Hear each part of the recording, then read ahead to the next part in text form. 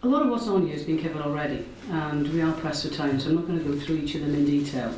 But a couple of points that I want to stress that the Minister made is that this is, it's a conversation, a partnership effort. It's the start of a very long process in terms of what we think is a process. You're looking at 18 months, possibly even 2 years, before you get to the final shape of what a package of reform is going to look like. And it's very important that we keep as engaged as possible, not just with the farming unions, but with the industry as well. And that's something to bear in mind whenever you look at whatever information you're given today and whatever else you see from us, is that we do want to hear what you've got to say, so please do respond when we ask you things. What I'm going to touch on is what are the key negotiating points as far as the Welsh Government's concerned, and in most cases as well also for the rest of the UK administrations. We have to move to an area-based scheme. It's just indefensible to stay with what we've got now, given the time lag that we've got. What we don't agree with is that it can be done by 2019. And you can see there we say 5 years at the moment. The proposals say we want at least 7 and probably in an ideal world 10. Now that's largely to prevent massive disruption in the industry, because what you're going to get with the move to area is a redistribution of payment. Now businesses can cope with that, but they have to be given the time to plan and to adjust their businesses and to come up with alternative forms of income should they need them. Again, the flexibility on the pace of change. Proposals currently say we make a 40% change in year 1. The modelling we've done and that we have still going on shows that is just not going to be manageable for the vast majority of businesses. There's another slide here which says, the whole pace is wrong. Early modelling, 50% will gain. 30 to 50% are going to lose. Now, it's one thing to sit there as a business and suddenly gain £20,000.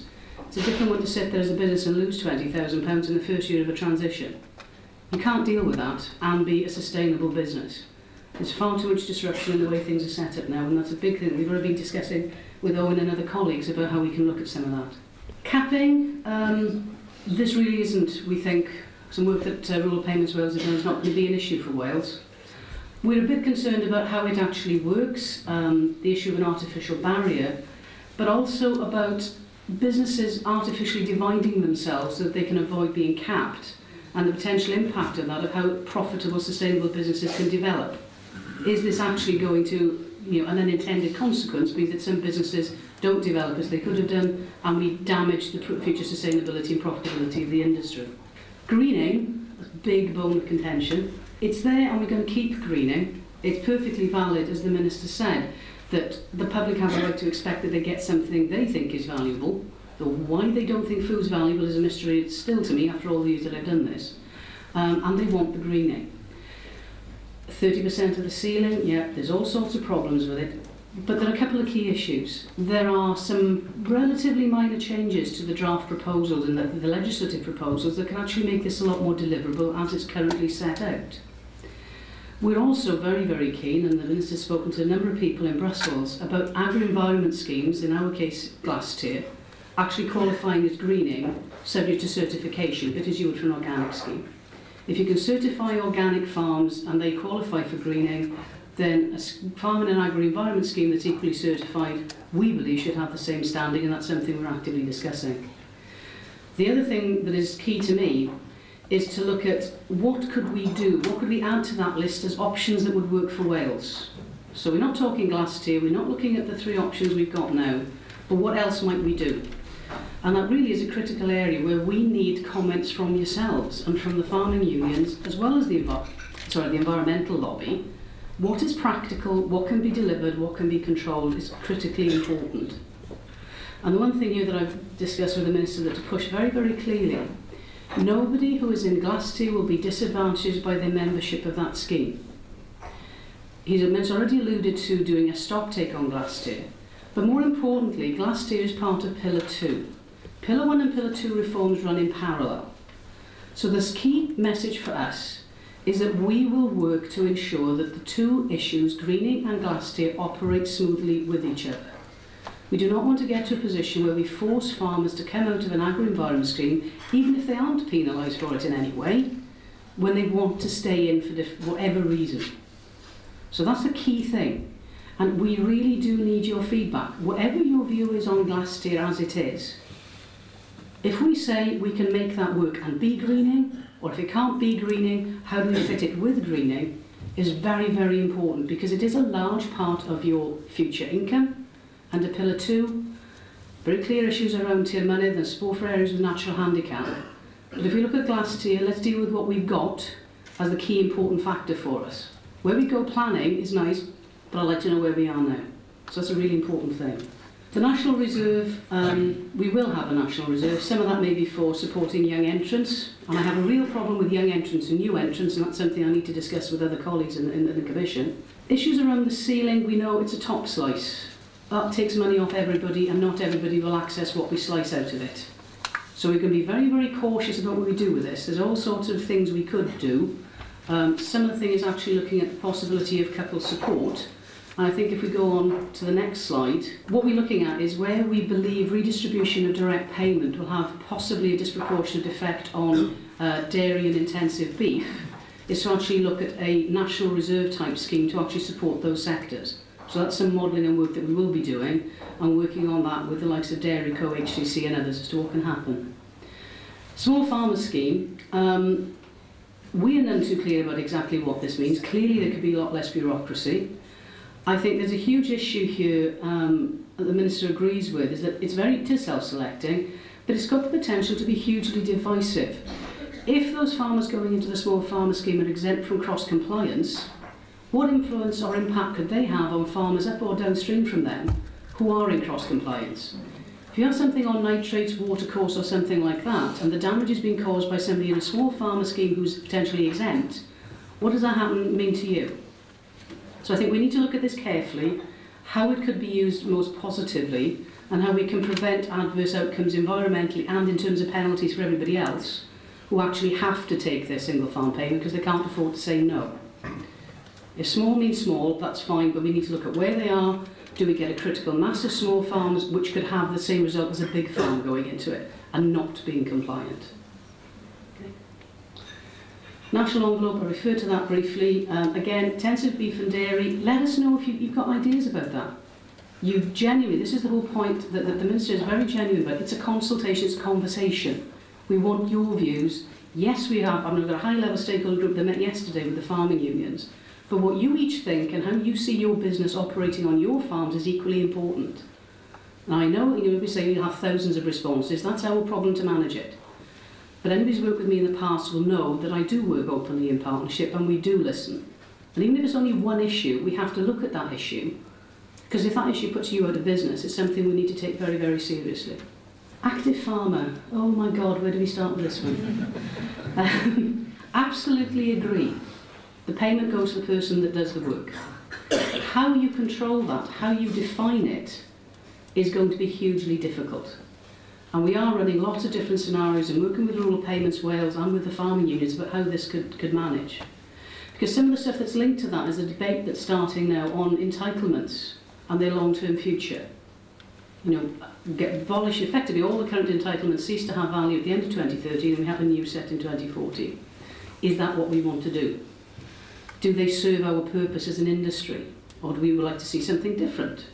Frozen value? No entitlements? What?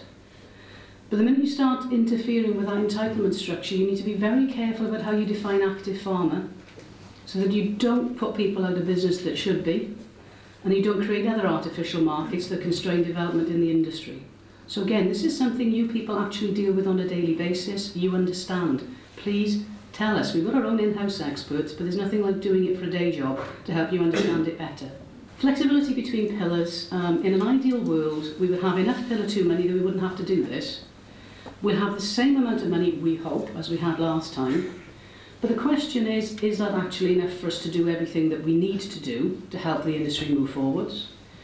What if, for example, glass tier AWE is accepted as greening, which could, bizarrely for some in the room, actually drive a take-up of it? What's the budgetary implication of that? On the take-up we were looking at, prior to this application round, you're looking at 80, 90 million a year? What if there's a market demand to add 50% to that? So we will still keep in mind the option of doing this 10% modification, unpopular though it is, and it's unpopular with you because it's your money, it's unpopular with me and my staff because it's bloody complicated to administer. But we think we want to keep that in the back pocket in case we need it, so we're not going to argue against it. Moving 5% the other way, not something I think anybody's really looked at because it is quite new. But why would I want to take money out of your pockets without having a good reason for it, whether that's out of agri-environment or out of Pillar 1? So it's a very difficult balance, and bluntly, we don't know enough about how some of this is going to work and impact to be able to make a decision about it at this point. A lot of people see this as the return of Tir Mynydd. There's all sorts of issues around the continuation of Tir Mynydd as it is. That's actually not what this is about. And one of the things that we're looking at is, does this actually mean LFA, or is it something that's far more narrow than that? Because that's not been unpacked. If they actually mean SDA only, or moorland only, the poorest agricultural land, that really narrows the number of people that's going to get a payment. Do we want to do it on that basis or not? Would we rather looking at something that's more of a support package for the uplands, which covers other things, not just a payment for being in the uplands? And we've got the Upland Forum looking at this and seeing what we should be doing and trying to come up with some ideas and options for things, where we can take things forward. Pillar 2 pretty much mentioned that. I mean, Owen went through what's in it. The key thing for us is the current plan runs through things called axes. It's very segmented. It's very difficult to join up across the piece. Going forward, we don't have those axes. We can be a lot more flexible and a lot more adaptable to what the industry and the wider market needs. And that's going to be really important. I've got a working group on Pillar 2, but there aren't going to be specific things we're going to be asking you about. And one of those will be, what's the future of something like Farming Connect? Do we have it? If we do, what does it do? How does it work? What type of services would you like to see? And this is going to be something that's going to be, we need to look at in the year ahead. Where do we go with it all? Mitigation of the impacts of the move to area-based payments is the one thing I will touch on a little bit more perhaps. The move to area, as I said, will redistribute the direct payment. In some cases in a minor way, in some cases hugely. The Welsh Government cannot stop that happening. We're looking at differentiated payment rates, but even then, there will be a number of farms that are caught in this huge move, and there's nothing we can do about it. You will get to a point where you are rearranging the deck chairs on the Titanic, as my statistician pointed out. The other game then for us, and the important one, is how do we give those businesses that are affected in that way the tools they need to make the business decisions and changes that enable them to stay doing what they want to do. So it's about using the Pillar 2 type of activity to develop supply chains, to look at benchmarking, driving down your inputs, putting pressure on private sector, dare I say, to increase your gate price for things, cooperation, a whole range of things, including diversifying and doing other types of activity that put the income back into the business. Now that will help everybody, but it will be critical to, I think off the top of my head, around about 600-700 farms. We don't know who, and they will be in every sector, every size and every part of Wales. That's the real devil in this. When the change happens, it will happen right across the piece. It's not as simple for us to say it'll all be in this sector and it'll all be in that area and it'll all be that size. It just doesn't work like that. So it is critically important that we get your ideas about what can happen. Yes, about Farming Connect, yes, about farm advisory, but also about other things. Very, very important. Next steps, I said we have this CAP high-level group where I meet with the unions. We're trying to do that monthly, diaries permitting, and we'll be pushing that forward, I suspect, as the year progresses.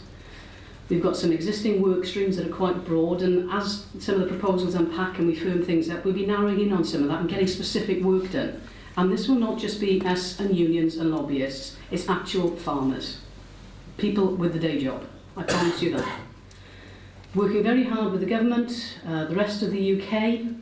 We have a few interesting discussions with Scotland who want to try and nick more of the ceiling next time we make the allocation, so that will get quite bloody before too long, I think.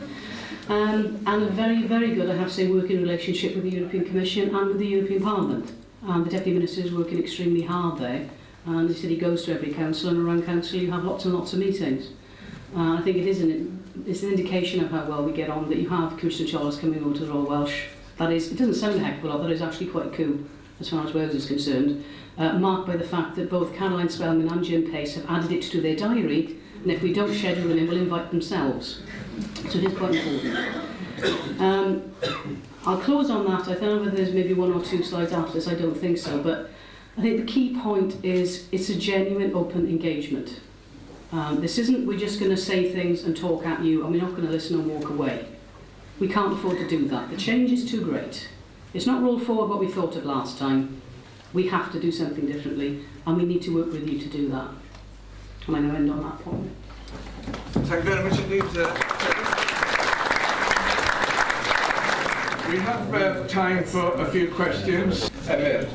You mentioned 3 challenges, Mr. Jones: economic challenge, environmental, and the territorial challenge. And I'm sure most of us here this morning would agree that we have been able to face those challenges in the past in Wales, reasonably, or we wouldn't be here today. But the one that worries me for the future is the territorial challenge. Excuse me. The territorial challenge, as you explained, is to make sure that there is life in rural areas.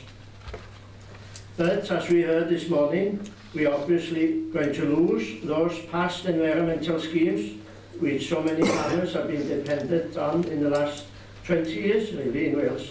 We're also going to lose tier money, and if we can't go into Glasgow, as was mentioned in the question, how are we in Wales going to face the future to answer the territorial challenge? And as you explained, that challenge is to keep farmers and keep our young people in the rural areas of Wales. First of all, I go back to where I started. For the moment, I think the budget outlook, if you look at the proposals for the multi-annual financial framework, are rather good for agriculture, because the amount of money available is not changed.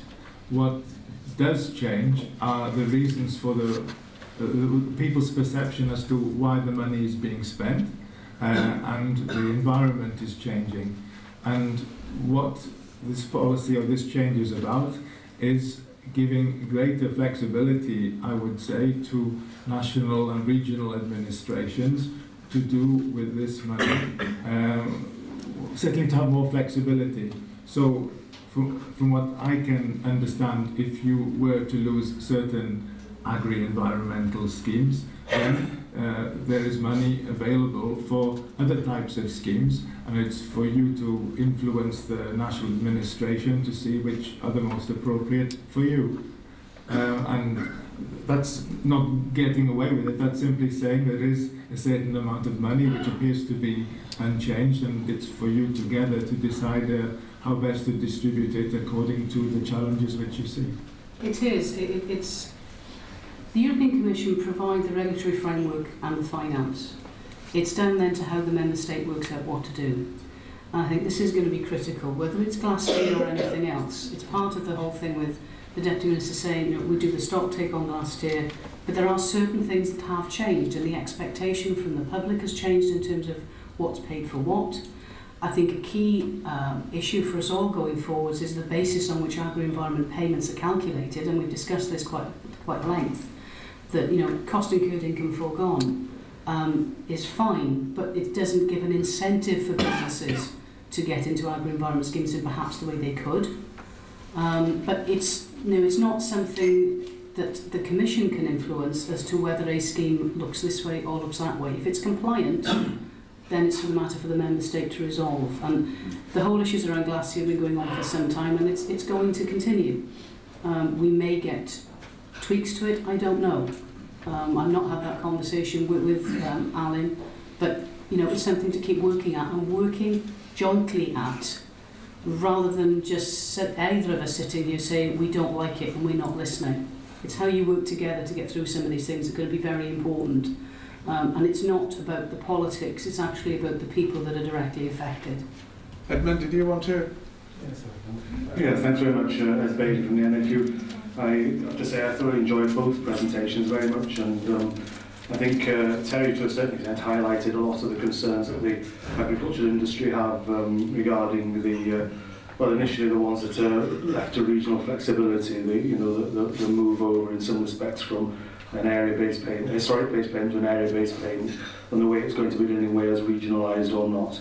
But I think the other issue if I can say, is the one of the 5-year period, which again you emphasised, and the 40% front loading of that, which is going to create tremendous hardships.